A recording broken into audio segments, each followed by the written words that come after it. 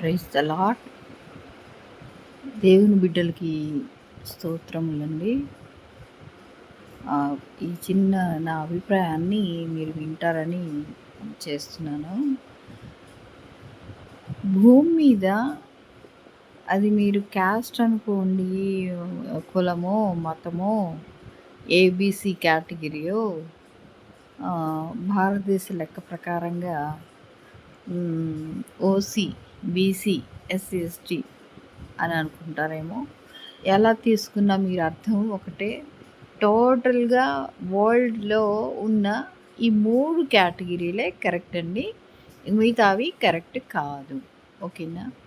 అది ఏంటంటే first SC, ST అని తీసుకుంటే భారతదేశ లెక్క ప్రకారం చెప్తున్నానండి. ఎస్సీ, ఎస్టీ అని లెక్క తీసుకుంటే అన్యులు అంటే క్రైస్తవులు కాని వాళ్ళందరూ, వాళ్ళు బుద్ధిజం తీసుకున్న జైనులైన, ముస్లిమ్స్ అయినా, హిందూస్ అయినా, ఎవరైనా సరే వాళ్ళు ఎస్సీ, ఎస్టీ కేటగిరీ కింద వస్తారు. రెండవది బీసీ. బీసీ అంటే ప్రభువుని నమ్ముకొని విశ్వాస జీవితం చేస్తున్న దేవుని బిడ్డలు, అంటే దేవుని మందిరానికి వెళ్తూ భక్తి చేస్తున్న వారు బీసీ కేటగిరీకి వస్తారండి. మూడవది ఓసీ.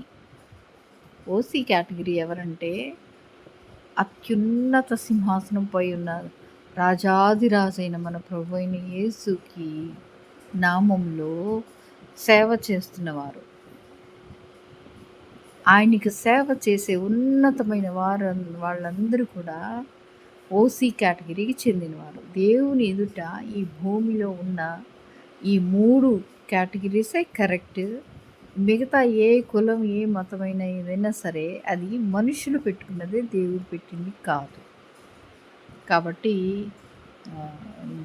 అది మీ ఇష్టం. ఇది నా అభిప్రాయం. మీరు స్వీకరించాలని నేను చెప్పట్లేదు, స్వీకరించవద్దు అని నేను చెప్పట్లేదు. జస్ట్ మీతో షేర్ చేసుకుంటున్నానండి. Praise the lord.